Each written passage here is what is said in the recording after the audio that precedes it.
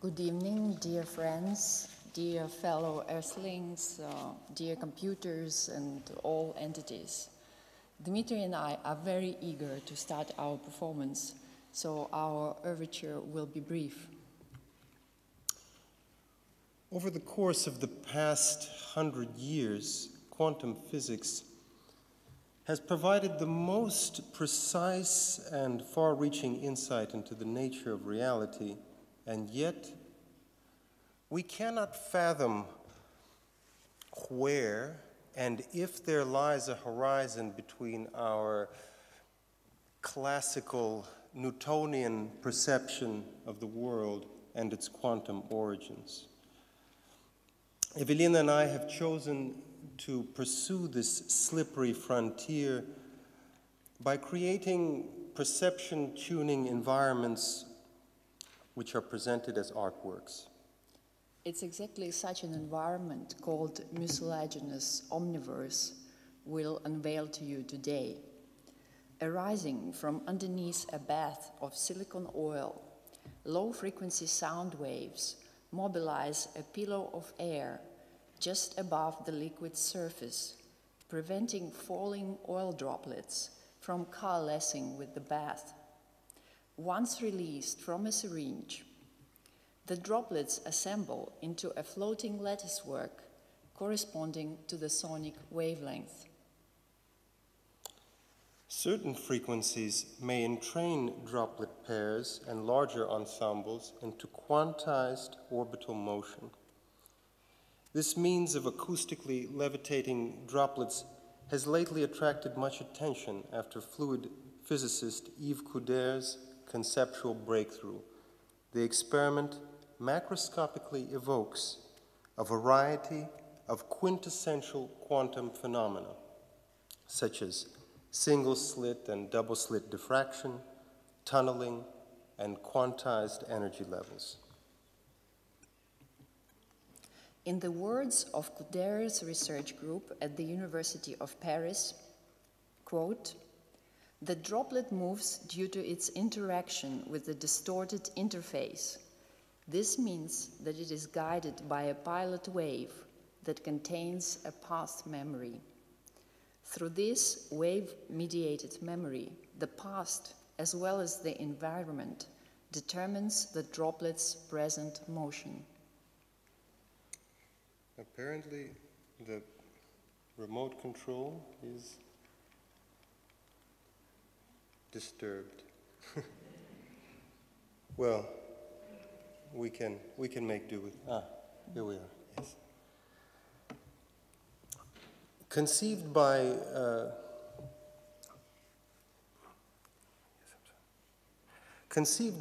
Louis de Broglie in 1927 and enriched by David Bohm in the 1950s, the pilot wave theory is an alternative to the Copenhagen interpretation, also published coincidentally in 1927, which precludes the simultaneous observation of a particle and its associated wave state. Permitting awareness of only one state at a time, depending on the protocol of the measuring apparatus, the still dominant interpretation formulated by Niels Bohr and Werner Heisenberg blocks any route towards the visualization of wave-particle duality. Unconvinced by the notion that the very nature of physical reality cannot be envisioned, Albert Einstein strongly encouraged the development of the pilot wave interpretation, closely entwining it with his theory of relativity. Einstein claimed that, quote, "Physical objects are not in space, but these objects are spatially extended as fields. Since the theory of general relativity implies the representation of physical reality by a continuous field, the concept of particles or material points cannot play a fundamental role, nor can the concept of motion.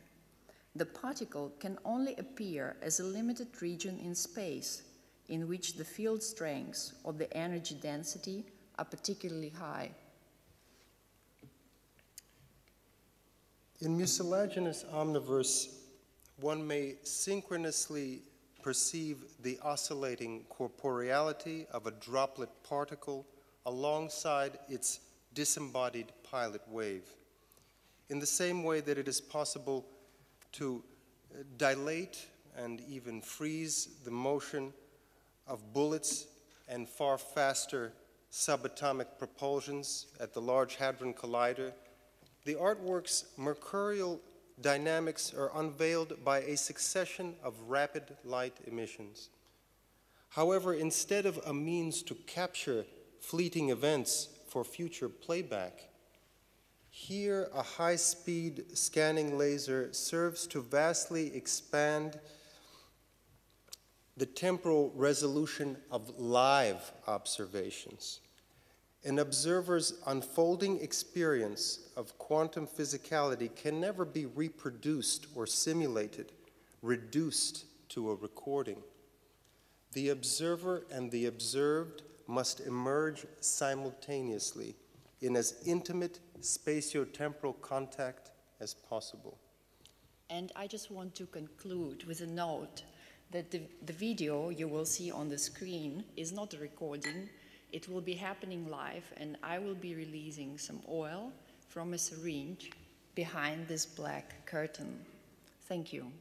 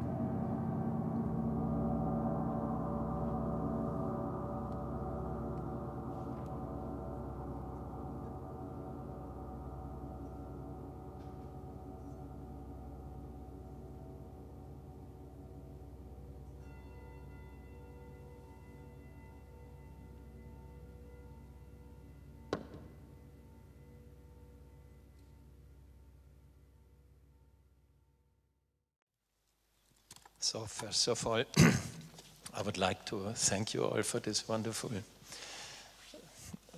acoustic and visual experience that we were able to follow during the last hour.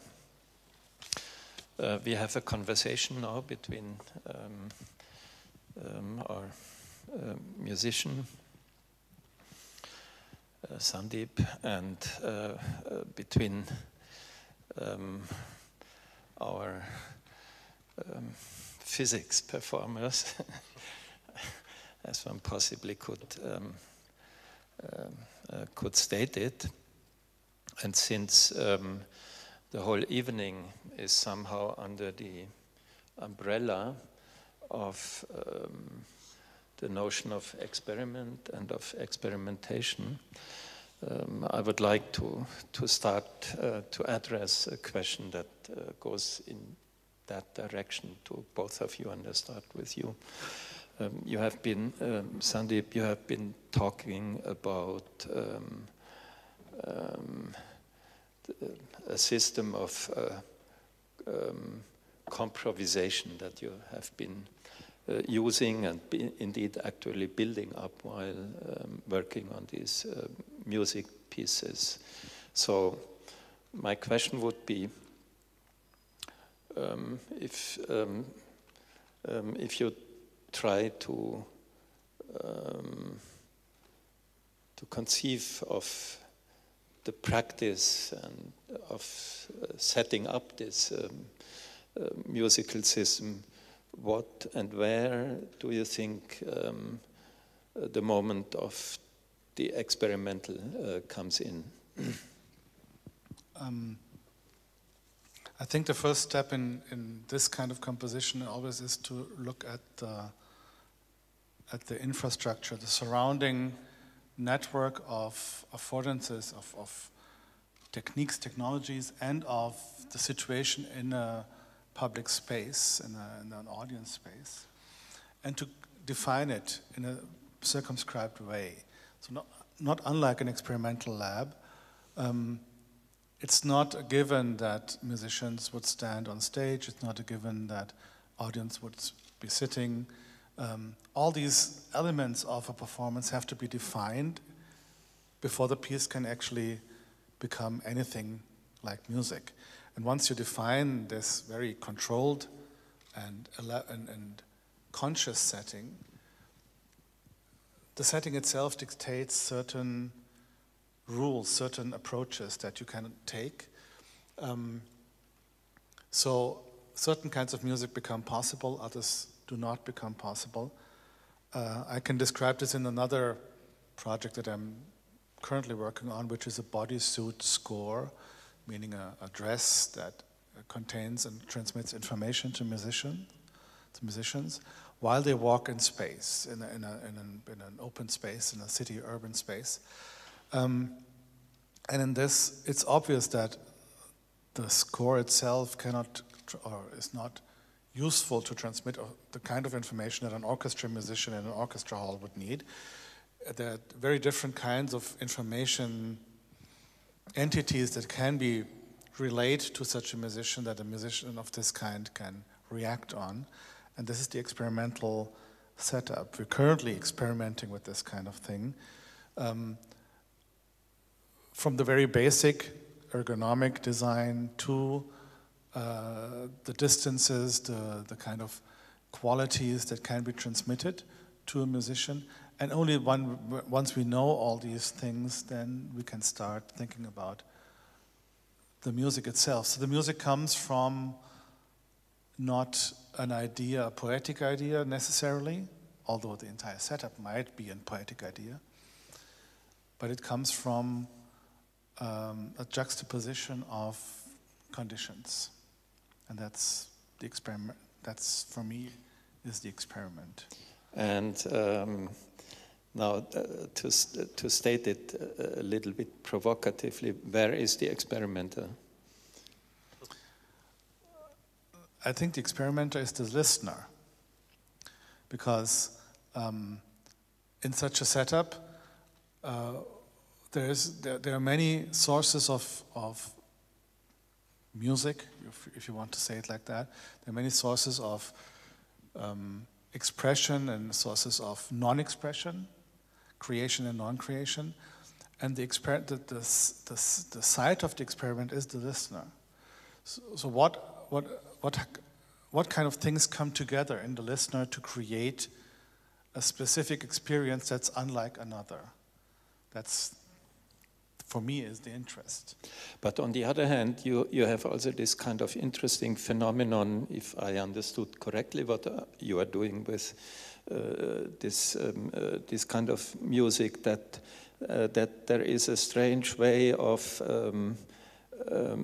so you have a player who is starting to use his or her instrument in a particular way, and the result of this is being taken up by an external relay, which is the computer. Mm-hmm. And then he plays back according to the input that he gives and that he is going to transform. And I say not it, I say he. Plays back what has been produced, and you have to react to it. So you create a kind of iterative circle that is going on, and the question now would be, is what at each and every of these steps you achieve, is this lost on stage or once performed, or do you have ways or ideas of how all these outcomes are in a way fed back into the ongoing process of music creation? There are two aspects to this. The first is that the system itself is constantly evolving.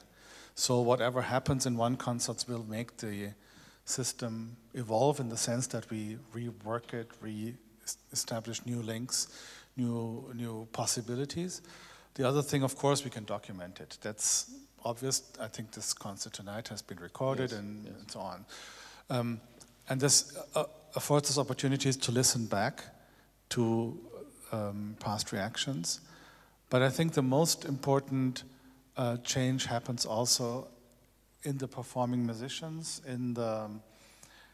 It's really like a complex system where you cannot say this is the point where something happens. It happens at every point, and every location in the system creates new situations that influence all the others. So Navid, who is on the computer during the performance, does not create the music, but he can influence the state of the system and surf on it in a sense. That will change what Felix can play and Julian can show on the score. So all these, and each of them can manipulate. Most obviously, of course, the player of the trombone, but that's not the only manipulation that's possible. So I think I switch to my right side and actually address more or less the same question to you. Where does the experimental come in what you are doing? If somebody, I have been sitting there in the chair and looking at what is going on there, and my first impression was it is not a firework but a waterwork. There is kinds of so these kind of movements that you create on your liquid result in movements from which you do not exactly know to what extent you are mastering them, or to what extent you just give an input and then let things go. So if you could kind of expand a little bit about this idea of experimentality in your own work, and maybe also compare it to the physical the laboratory work of the physicist in Paris with whom you are interacting. Certainly. I think here it's important to recall the words of German philosopher, phenomenologist Edmund Husserl. There exists a veritable abyss of meaning between the observer and the observed. And it's this abyss that leads to the kind of nonlinearities that you're referring to the kind of, to the capacity to, on the one hand, control or prepare the conditions of a system, and then to allow that system to guide you elsewhere to completely unfamiliar terrain. So the experiment, on the one hand, is a series of parameters, of conditions that should be taken rather rigorously in order to later emancipate oneself from these conditions. I guess the, as it has been called, freedom within discipline. I also would like to add that we are not enamored with the formalism of scientific experiments from which we're borrowing this terminology of an experiment. We are mostly interested with content of contemporary science because we find it much more exciting than its formalisms and its rigor and the procedures that sometimes scientists are forced to follow to go on with their research. Luckily, we are free, so we can take this amazing content and be very playful with it. And as Dmitry mentioned, yes, this abyss of meaning, we're always giving meaning to things. We cannot stop doing that. And we always choose extremely exotic phenomena, something that you, as a viewer, would see for the first time in your life, such as sonoluminescence or acoustic levitation, as in this case. So we would like to take our spectator into this levitating state where the meaning is not so present, and at least for a few moments, you can be hanging there without any meaning, and from there, this abyss of meanings emerges. I just wanted to respond to the inquiry about Yves Couder, who we also mentioned during our talk. He's a fluid physicist, but he has ventured into domains of cosmology and astrophysics in the same exact kind of liquid environment as you saw earlier. And that's also an aspect of the experiment, as you mentioned before, that comes after the fact, that dawns on someone when this moment of elucidation has taken place.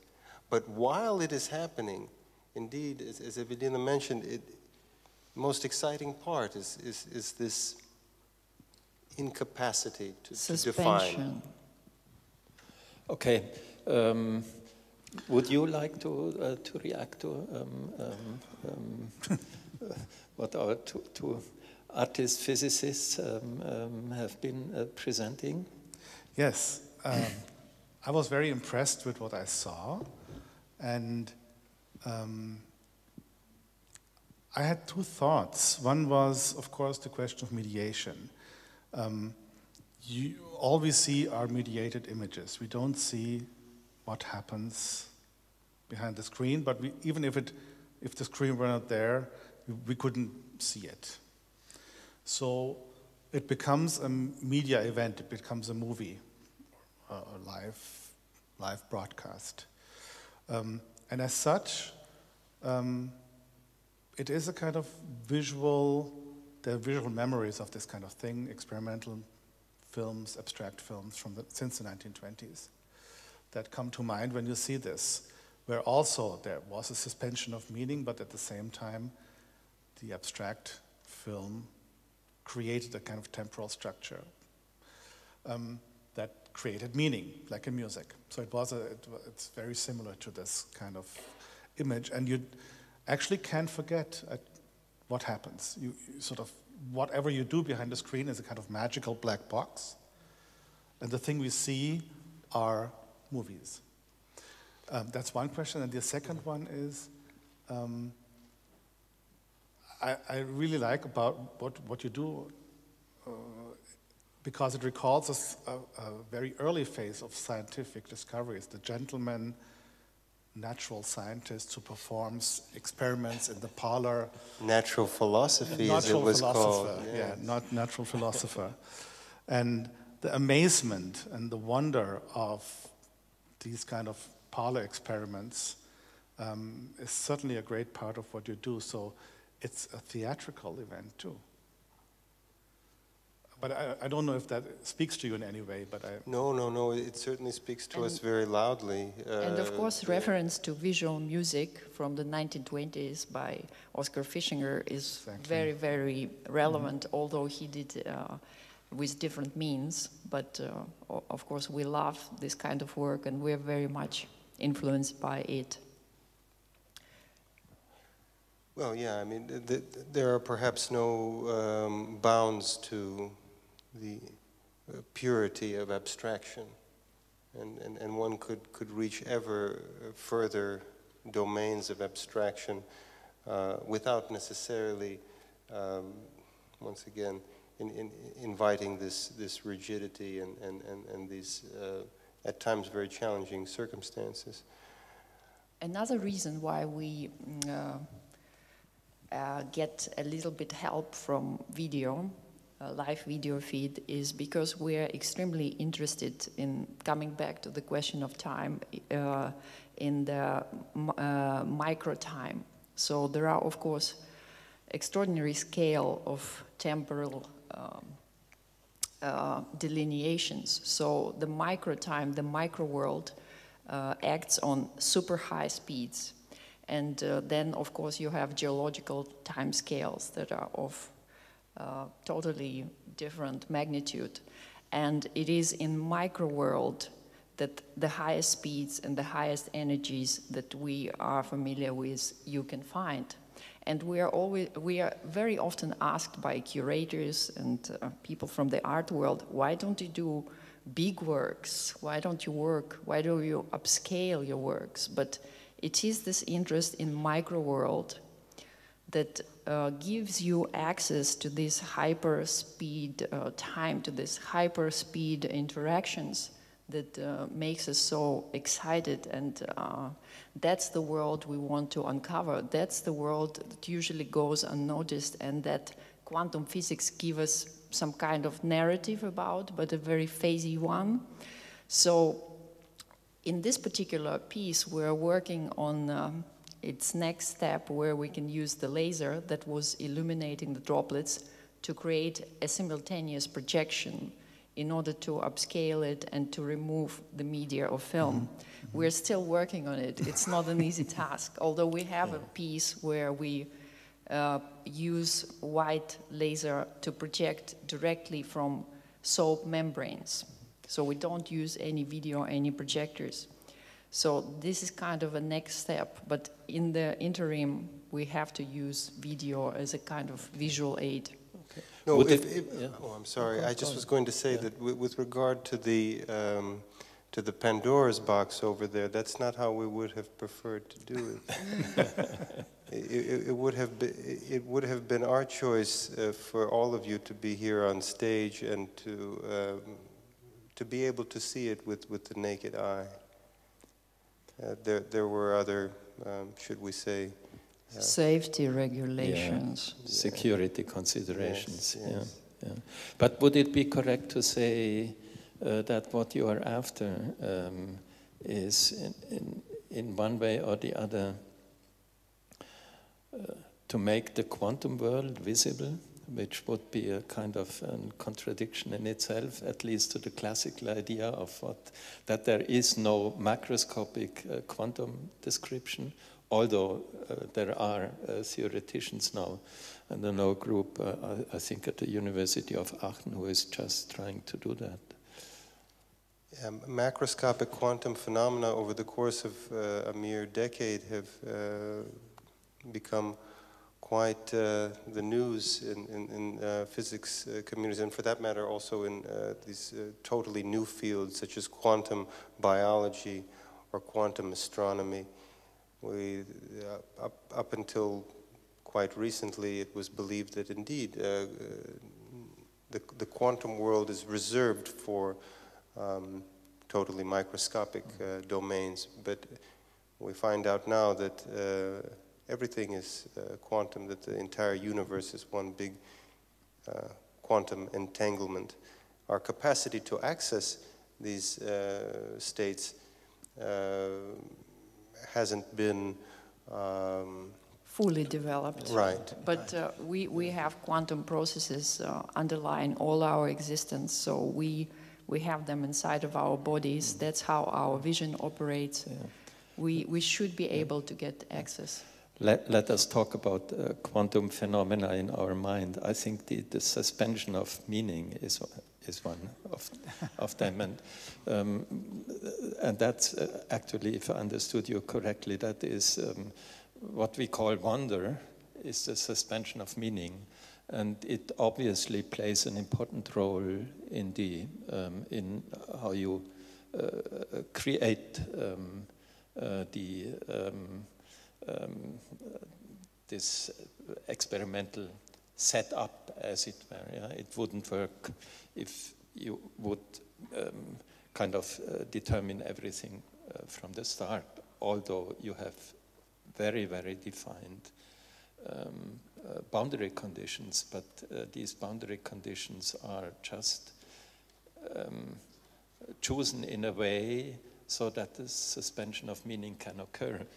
And I think this should be also, or if I understood you correctly, this lies a little bit also behind the idea of your musical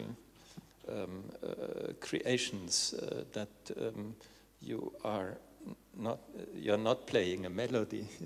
You are working with particles that in themselves do not carry a particular meaning, and they become organized in sequences that start to interact with each other, and out of this possible meaning arises, but it is not put into, it comes out of.